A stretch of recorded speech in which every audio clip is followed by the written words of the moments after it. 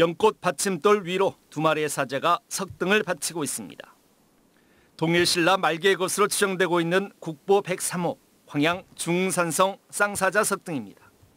이 석등은 일제강점기 조선 총독부에 의해 중산성에서 옛 전남지사 관사로 처음 옮겨진 뒤 덕수궁, 경복궁 등지를 거쳐 현재 광주 박물관에 소장 전시되고 있습니다. 중산성 쌍사자 석등의 반환을 위해 본격적인 시민운동이 시작된 지 1년여 만에 최근 의미 있는 성과를 얻어냈습니다. 국립중앙박물관 측에 지역민 5만여 명의 염원을 담은 서명을 전달한 자리에서 쌍사자 석등을 제자리로 이전하는 데 대해 반환 조건만 충족된다면 긍정 검토하겠다는 의사를 전달한 겁니다.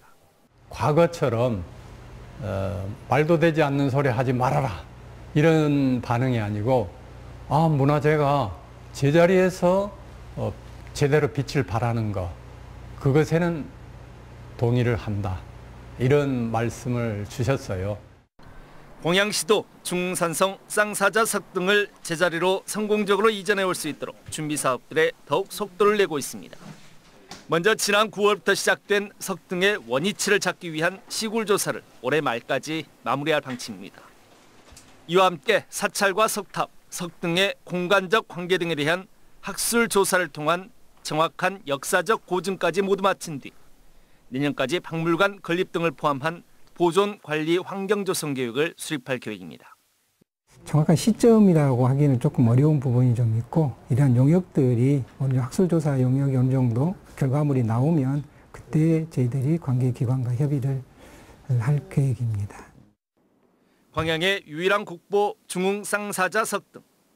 지난 1992년과 2009년에 이어 세 번째 시도되고 있는 광양 중산성 쌍사자 석등 반환 사업이 이번에는 결실을 맺을 수 있을지 주목됩니다.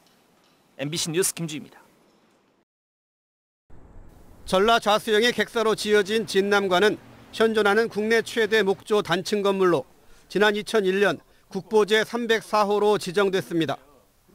하지만 일제강점기에는 보통학교 교실로 쓰이는 등 오랜 기간 건물이 조금씩 기울어 지난 2013년부터 195억 원을 들여 전면 해체 보수 공사가 시작됐습니다. 안전진단 모니터링 결과 일부 기둥의 기울어짐이 확인되었고 그래서 국가유산의 안전보존 차원에서 전면 해체 후 보수를 결정했습니다. 4층 높이의 가설 덧집을 지어 지붕에서 초석까지 완전 해체가 진행됐고 다시 조립을 시작해 지난해 3월 중수 상량식을 가졌습니다. 당초 4년으로 예상했던 공사는 부재, 발굴조사 등으로 2차례 중단됐었고 당초 계획보다 공기가 2배 이상 늘어났습니다. 14개의 대들보와 68개의 기둥 가운데 기둥 12개만 교체했을 뿐 나머지는 원래의 목재가 다시 사용됐습니다. 현재 공정률은 94%로 배면 석축과 진입로 공사, 배수구 정비와 조경 작업만 남았습니다. 여수시는 내년 2월쯤 문화유산청과 협의해 재개관 행사를 개최할 계획입니다. 여수시는 이번 진남관 보수정비 사업과 함께 전라 좌수영의 동원까지 일부 복원하는 계획을 추진하고 있습니다. 이미 진남관 뒤편 동원터에 대한 4차례 발굴 조사도 마쳤습니다. 주변의 그 동원 복원 공사와도 연계하고 있습니다. 역사 문화도시 여수 자랑이자 관광객에겐 하나의 관광 명소가 될 것으로 예상하고 있습니다. 임진왜란을 승리로 이끈 전라 좌수영 여수의 상징 진남관이 장장 12년간의 긴 보수 공사를 마치고 그 웅장한 위용을 드러내고 있습니다. MBC 뉴스 최우식입니다.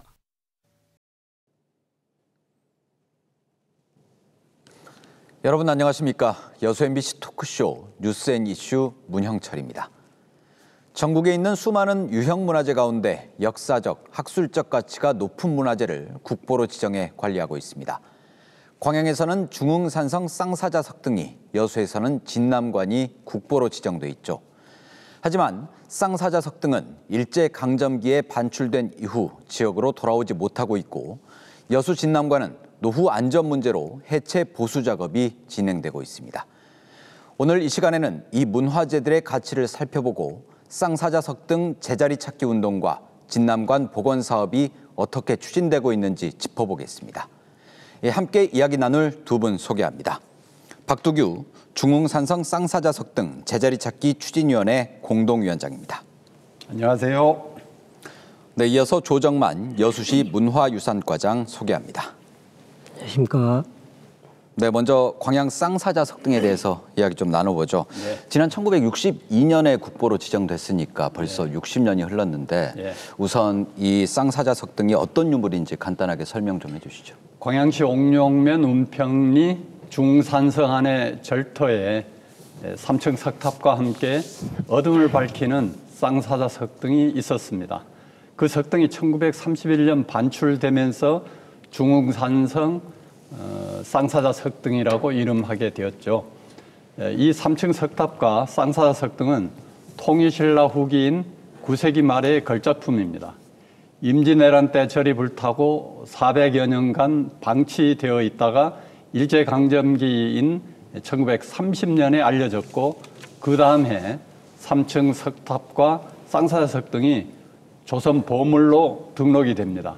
그런데 1962년 문화재 보호법이 시행되면서 서울에 있는 쌍사자 석등은 국보로 지정을 하고 현장에 있는 3층 석탑은 보물로 낮춰버리는 그런 분리되는 아쉬움이 따르고 있습니다. 불교에서 석등은 부처의 진리를 널리 퍼뜨리고 또 중생을 깨우쳐주는 것을 상징합니다. 사자는 백수의 왕이면서 불법을 지켜주는 신령한 동물입니다. 그런데 쌍사자 석등처럼 사자 2마리가 화사석을 받치고 있는 이런 석등은 다른 나라에서는 전혀 없는 우리나라만의 독창적인 조형물입니다. 그 독보적인 가치 때문에 문화재 전문가들은 쌍사자 석등을 국보 중에 국보라고 평가를 하는데 우리 광양에는 이것 하나가 국보로 존재합니다. 네, 광양 지역에 말씀하신 대로 유일한 국보인데 이 석등의 뭐 역사적, 미학적 가치 어떻게 평가할 수 있습니까? 뭐 제가 그 가치를 제대로 설명하긴 어렵지만 전문가들이 언급한 내용들을 정리해서 말씀을 드리겠습니다.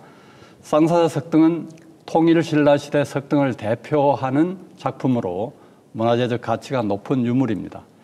불교 문화와 석조 문화의 꽃과 같은 쌍사자 석등이 만들어진 1200년 전에 중산성 가까운 옥룡사의 도성국사가 활동을 했기 때문에 고대사회 광양의 역사와 문화를 알려주는 유일무이한 사료적 가치를 가지고 있죠.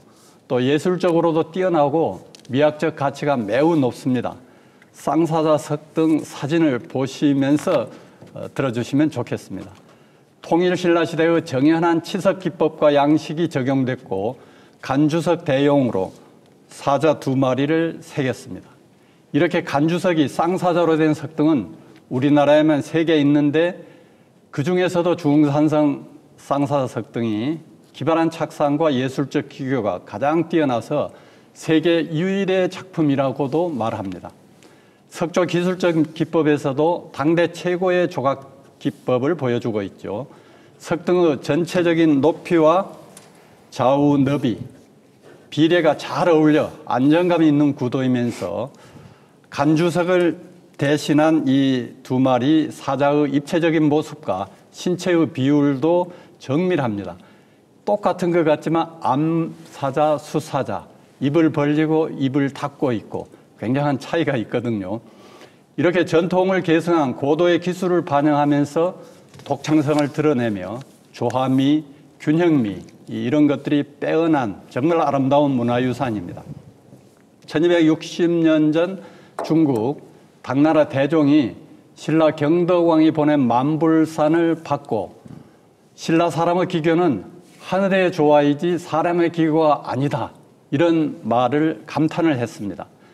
중산성 쌍사자 석등도 그렇게 하늘의 조화로 평가받는 조형물 중에 하나입니다. 네. 그런데 이 석등이 일제강점기 때 반출됐다가 이후에 곳곳을 돌아다녔고 지금은 국립광주박물관에 있습니다.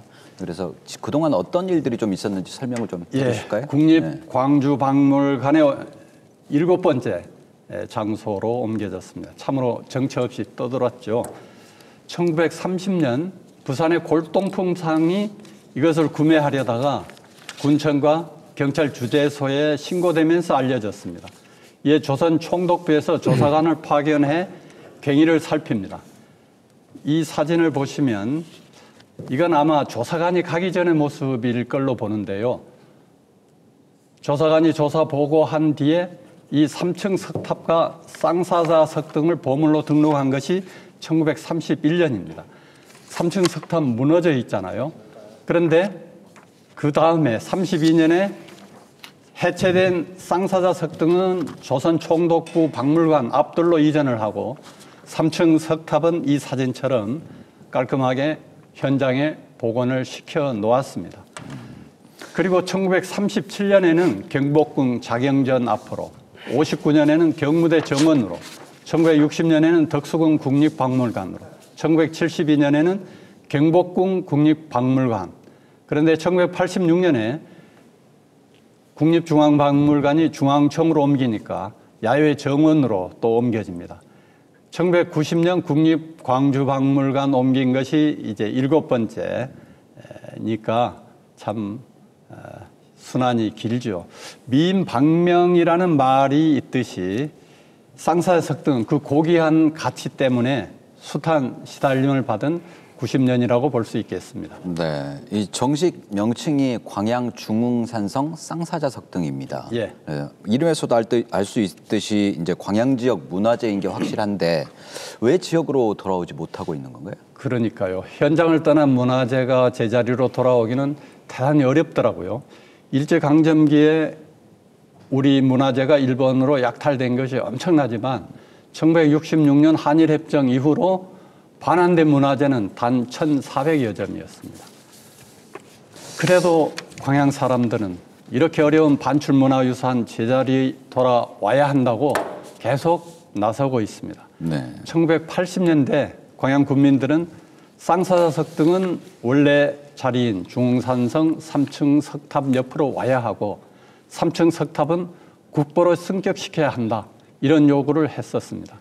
이 같은 군민들의 희망은 제대로 받아들여지지 않았지만 가까운 국립광주박물관으로는 옮겨오게 됐습니다. 1992년과 2013년에도 광양문화원 주도로 범시민 반환운동이 펼쳐졌지요. 이러한 주민 요구에 대해서 문화재청이나 박물관은 쌍사자 석등은 안전한 환경에서 보존해야 한다면서 거부했습니다. 원래 자리인 3층 석탑 주변은 개인 사찰이고 마땅한 박물관도 없다면서 반환 요구를 귀담아 듣지 않은 역사가 있습니다. 네, 이 석등을 광양으로 다시 가져오기 위해서 뭐 시민사회나 지자체나 다각적인 좀 노력을 하고 있는데 어떤 활동을 좀 진행하고 있는지 또 거기에 대해서 국립중앙박물관 측은 또 어떤 입장을 내놓고 있는지. 네, 2021년 들어서 광양시와 광양문화원 그리고 광양 YMCA를 비롯한 70여 개 시민사회단체가 쌍사자 석등 제자리 찾기 운동 또다시 시작을 했습니다. 네. 23년에 광양시는 고향사랑 기부제 제1호 사업으로 선정을 해서 정책적 지원을 하게 됐고요. 이에 올해는 범시민운동을 펼쳐서 52,500명의 서명을 받았고 그 서명지를 10월 10일 국립중앙박물관에 전달했습니다. 국립중앙박물관 측은 쌍사자 석등을 비롯한 문화재가 제자리에 있어야 한다는 것에는 동의를 한다면서 검토를 하겠다고 합니다. 아마 이것은 법률에 있는 원형 유지를 기본 원칙으로 한다는 걸 따르는 유연한 자세라고 생각합니다. 네. 혹시 국립중앙박물관 측이 제시한 반환 조건 이런 것들이 좀 있습니까? 글쎄, 반환 조건을 말하는 단계까지 갔다면 얼마나 좋겠습니까만 지금은 국립중앙박물관에 반환 의견을 접수한 그런 상태입니다. 네. 국가유산청에서는 3층 석탑과 쌍사자 석등을 거느린 사찰에 대한 근거를 제시하고 광양시에서 안전하게 보존 관리할 대책이 나오기를 바랍니다. 그래서 올해 시굴 조사를 한 뒤 내년에는 보존 관리 대책을 광양시에서 마련할 학술 조사를 진행을 한다고 합니다. 네. 국립중앙박물관은 재산관리기관으로서 유물을 소장하고 있는 광주박물관과 협의해서 제자리로 돌리겠다는 것을 승인하면 국가유산청에서 최종적으로 반환이냐 대여냐 기증이냐 이런 조건과 위치에 대해서 의견을 줄 걸로 생각하고 있습니다. 네. 그러면 이 석등이 다시 돌아오기 위해서는 원래 있던 위치를 정확하게 파악하는 게 중요할 것 같은데 현재 시굴 조사가 진행 중이라고 들었습니다. 네. 언제쯤 정확하게 확인이 가능할까요? 네, 쌍사석등 원 위치는 앞 사진에서 보였듯이 3층 석탑 옆입니다. 석탑은 그대로 있거든요. 그리고 또 1932년 이전을 하면서 그 자리에 표지석도 만들어 놓아서 쉽게 찾아집니다. 그래도 시굴이 필요한 것은 원위치를 정밀하게 확인할 뿐만 아니라 3층 석탑과 쌍사석 등을 거느린 사찰의 위치와 규모도 어느 정도 파악을 해야 되거든요. 아마 이런 기본적인 시굴 조사는 이제 광양시에서 국가유산청의 허가를 받아서 바로 다음 주부터 현장 조사에 들어간다고 합니다. 이렇게 기본적인 시굴 조사가 이루어지면 아무래도 확대 조사 필요성이 드러날 것이거든요. 그러면 대대적인 유적 발굴을 해야 하고 상당한 시간이 걸려야 되지 않을까 그렇게 생각합니다. 네, 이 석등이 있던 중흥산성 장소적으로는 어떤 의미를 좀 갖고 있는 곳인가요? 고증 한글로 보면 중흥산성은 고려시대 때 쌓은 토성입니다. 천년적인 요새를 이루는 상능선을 쭉 따라서 4km나 되는 제법 규모가 크거든요. 그래서 내성과 외성이 있는 이중성입니다.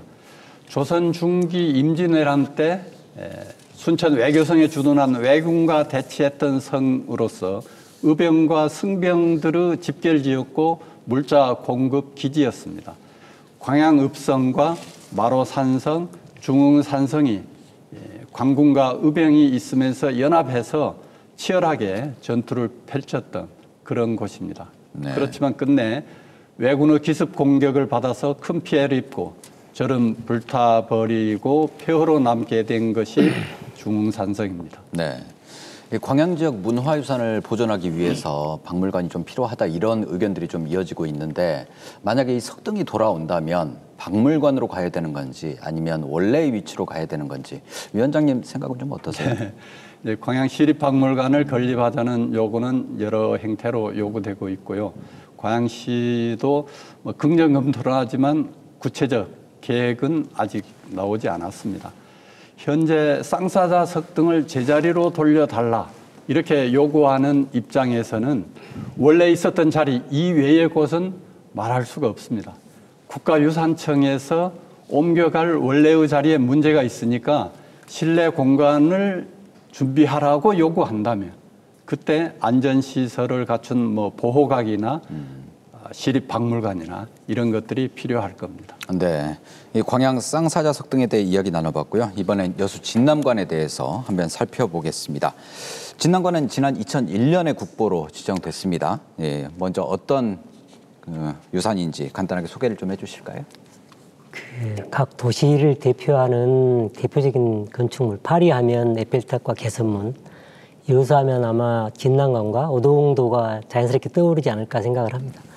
진남관은 우리가 수학여행 때도 대표적인 단골 장소였고 소풍을 가는 때도 단골 장소였고 지역민들이 휴식을 취하러 가는 단골 장소이기도 했고 그런 그 지역민의 생활의 일부분이자 역사 문화적인 구심점이었습니다. 전라자수영의 객사로 쓰였고 1910년도부터 50년간은 여수 보통 공립학교의 용도로도 쓰이기도 했습니다. 건축 규모는 정면 15칸, 측면 5칸, 건축 바닥 면적은 793평방미터로 현재까지 남아있는 지방 관하의 건축물로는 최대의 목조 단층 건물입니다. 이러한 역사적 의의나 학술적, 예술적 가치를 인정받아서 1963년에 보물로 지정이 되었고 2001년에 국보로 지정된 것입니다. 네, 그런데 이 진남관을 전체적으로 해체했다가 다시 보관하는 작업이 지금 진행되고 있지 않습니까? 정부 사업으로 추진되고 있는데 왜 이렇게 해체 보수가 이루어지게 된 건가요?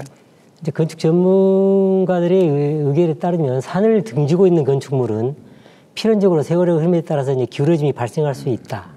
진남관도 이러한 측면에서 이제 2004년도부터 2012년까지 지속적으로 이제 안전 모니터링을 실시했었죠. 그 결과 일부 기둥에 기울어짐이 발생을 했습니다. 그래서 문화재 국가유산의 그 안전보존 차원에서 전면 해체 후 보수를 결정하게 된 것이고요. 네.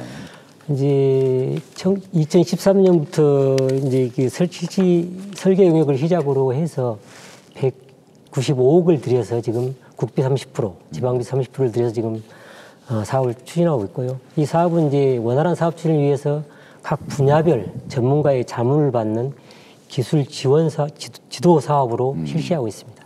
원래 당초 공사 기간이 한 4년 정도로 잡았었는데 지금 굉장히 길어지고 있어요. 이유는 뭔지 또 진행 상황은 어떻게 되는지 좀 설명 좀 해주실까요? 당초 공사는 4년으로 예상을 사실 했었습니다. 이제 공사 추진 과정에서 1차 그 건물지 내외의 지역의 시굴 조사를 먼저 시행을 하였고, 그다음에 건물지의 시 발굴 조사를 병행하다 보니 그게 한 2년 반 이상이 걸렸습니다. 아울러 이제 진난관 그 부자재를 사용하기 위해서 부자재를 해체하고 이 원형을 바로잡는 과정 또는 그런 과정들에서 그 기술 지도를 받고 이 자문을 받는 그런 기간들이 상당히 소요되기 때문에 그런데 공사량이 상당히 그 기간이 많이 소요됐다고 생각하고요. 네. 이제 진난관이 지금 13개의 대들보와 68개의 기둥이 있습니다. 그 중에서 저희들이 그 10개의 기둥은 교체를 하였고, 그 중에 2개는 이제 목재 이음을 통해서 복원을 했습니다. 그래서 총 12개의 기둥을 제외한 모든 것은 기존에 있던 자재를 쓰는 걸로 해서 진난관 본연의 모습을 유지하려고 했었습니다. 네. 지금 이 같은 추세면 뭐 내년 초쯤에는 새롭게 단장된 진남관의 모습을 좀 관찰할 수 있을 것 같은데 앞으로 어떤 작업들이 좀 남아 있습니까? 지금 이제 9월까지 해서 진난관 기와덧집이라든지 뭐 마루조립 이런 다 해체가 완료됐고요. 지금 이제 그 기와덧집을 가설 덧집을 설치하면서 배면에 옹벽 설치로 이제 일부 석축을 이제 해체를 했습니다. 이제 그 작업, 석축을 복원하는 사업, 복원하고 배수로를 정비하고 또는 이제 조경을 꾸미는 그 정도 남아 있고요. 국가유산청과 현재 협의 중입니다만 내년 2월경에 그 재개관 행사를 할 예정입니다. 네. 이 진난관 보수 정비 사업도 있고 또 전라자수형 동원 복원 사업까지 같이 진행이 되고 있잖아요. 네. 현재 좀 상황은 어떻습니까? 이제 잘 아시다시피 전라자수형 그 동원은 전라자수형은 성종 10년에 설치가 돼가지고 417년간 그 조선 수군의 전략적 요충지였습니다. 임진왜란 중에는 충청, 전라, 경상도를 아우르는 삼도수군 통제행이 병설된 장소이고 이충무공이 군사를 지휘하고 난중일기를 썼던 곳으로도 좀 유명을 합니다. 따라서 2015년부터 기본계획을 구상해서 지금까지 그 4차례 시 발굴을 통해서 건물지 우물, 축대 등 일부 그 의미 있는 유산을 확보하였고요. 민선 8기에 들어서 사업비 100억 원을 들여서 82필지의 필지, 또 건물 53동을 완전 매입해서 현재 그 매입한 건물에 대한 철거 작업을 진행하고 있습니다. 네. 따라서 동원이 복원된다면 자수형 영민 후예인 여수 시민들의 자긍심을 회복하는 그런 효과도 있을 것 같습니다. 네. 네, 지금까지 쌍사자석 등 그리고 진남관에 대해서 이야기 나눠봤는데 이 외에도 우리 지역에 뭐 주목할 만한 유산들이 많이 있지 않습니까? 위원장님 어떤 것들이 좀 있을까요? 광양 지역 같은 경우는? 뭐 광양시 소재 유형적 문화유산은 이제 중문상성의 쌍사자석 등과 석탑, 3층 석탑 이것 말고도 사적지가 2곳 있습니다. 또 국가등록유산이 4개의 건물로 구성되어 있기도 하고요. 또 전라남도 지정유산과 광양시 지정유산 이것은 상당히 많이 있죠. 한편 광양시에는 국가 무형유산인 박종군 장도장의 장도박물관이 있어서 굉장히 많은 사람들이 관람을 하고 있습니다. 네. 또 다른 무형유산으로 궁시 전시교육관과 진월 전어잡이 소리 등이 지역 문화의 전통을 잘 이어주고 있다고 보고 있습니다. 네, 과장님 여수에는 어떤 것들이 좀 있습니까? 여수에는 진난관 외에도 이제 총 63건의 국가유산을 가지고 있습니다. 그중에 흥국사 대웅전이랄지 그다음에 선소라든지 여수석보라든지 유서 깊은 문화재를 63건을 가지고 있고 국가지정이 22건, 도지정이 19건, 그다음에 그 문화유산 자료가 10건, 국가 등록유산이 9건이고 희지역 문화유산이 3건을 가지고 있습니다. 네, 이 문화유산들을 잘 관리하고 보존하는 게 중요한데 이 지자체만의 차별화된 정책들이 좀 있나요? 광양은 어떻습니까? 글쎄요. 뭐 제가 시정을 직접 맡고 있지는 않지만 관찰한 바를 좀 말씀을 드리면 광양시는 지역의 국가유산을 보존하고 관람객의 편의성을 증진하기 위해서 지속적인 모니터링도 하고 정비 사업을 진행하고 있다고 합니다. 올해는 국가 등록 문화유산인 서울대학교 남부학술림 관사를 시민에게 상시 개방을 시작했어요. 그래서 시민들이 아무 때나 가서 살필 수 있게 했고 또 국가 사적지인 마로산성과 광양 향교를 비롯한 광양의 문화유산을 재미있게 접할 수 있는 교육과 탐방 프로그램을 진행하면서 일상적으로 시민들이 보존 상태를 살필 수 있게 합니다. 예를 들어서 마로산성이 7월에 무너진 것도 그곳을 등산하던 분이 즉각 신고를 해서 바로 알 수 있게 됐고 그것은 광양시청 문화유산팀에서 이미 배불뚝한 그런 현상이 나타나서 위험이 있다 하고 국가유산청에 보고를 했었기 때문에 국가유산청 예산도 바로 배정이 돼서 수선을 할 수 있게 되겠다고 합니다. 네, 여수 같은 경우는 어떻게 독특하거나 차별화된 정책 뭐가 좀 있습니까? 여수는 360여 개의 섬을 가진 지역이고 지금 섬 세계 박람회도 이제 계획 중에 있습니다. 아울러 그 섬의 도서가 가지는 섬이 가지는 전통적 가치와 가치를 발굴하고 보존하는 데 지금 관리하는 것을 계획 중입니다. 예를 들어서 뭐 섬의 돌담을 보존한다든지 풍어제를 어떻게 가치화시킨다든지 그런 것들의 유무형의 그 전통을 국가유산화하려는 그 정책을 하고 있고요. 또한 일제강점기 군사시설들이 곳곳에 산재해 있습니다. 이것들을 어떻게 구체화해서 우리 문화유산화하느냐 이런 작업들이 진행 중이고 용역을 통해서 지금 일부 확인이 된 것들은 용역을 통해서 지금 확인을 했었고 이런 것들을 어떻게 유산화하느냐 그런 정책들을 앞으로 이제 추진할 예정입니다. 네, 여수 같은 경우는 이 문화유산 관리를 위해서 시립박물관 건립 추진하고 있지 않습니까? 그렇습니다. 현재 진행 상황을 좀 자세하게 설명해 주시면 어디까지 좀 왔습니까?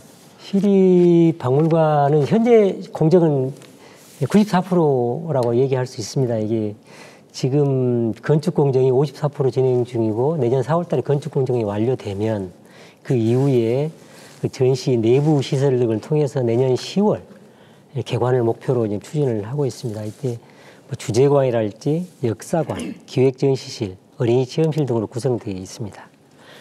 그리고 이제 여수에서 출토된 유물 13,000여 점이 있는데 그거는 이제 국립광주박물관이라든지 협약을 통해서 여수에 그 전시할 수 있도록 현재 협약을 해놓은 상태입니다. 네. 광양은 아직까지 뭐 박물관에 대한 요구는 많은데 구체화된 내용은 없는 것 같아요. 네. 어떻습니까? 네. 이제 여수는 시립박물관이 이제 곧 눈앞에 나타나게 되겠는데요. 순천이나 광양 세 곳 다 시립박물관 없어요. 또 뭐 국립시설 이런 것도 없고요. 근데 고흥은 분청문화박물관이 있거든요. 그래서 우리 전남 동부 지역을 봐서도 이런 역사 문물에 대한 보존, 관리 여기에 대해서 더 신경을 써주시면 좋겠다 하는 것이 제 생각이고요. 광양시립박물관은 조금 더 기다리면 아마 구체적 계획이 나오지 않을까 생각합니다. 네. 지금 광양시는 광양문화원 건물을 좀 내년부터 시작을 하려고 합니다. 네. 그래서 문화원사에 자료를 넣어놓을 수장고와 또 전시실 이런 것을 우선 겸해서 대신 쓸 수 있게 한다는 이런 정도 말씀드리겠습니다. 네, 이 지역의 역사 문화유산을 잘 활용하는 것도 중요한 것 같은데 뭐 체험 프로그램, 관광 프로그램 예. 이런 것들이 좀 있습니까? 어떻습니까? 광양시 쪽에서 제법 하고 있습니다. 아까 말씀드린 그 서울대학교 남보연습님, 학술님, 그 관사 이게 이제 국가등록문화유산이어서 광양시에서 직접 관리를 하기 때문에 여기에 전시회도 개최를 했고요.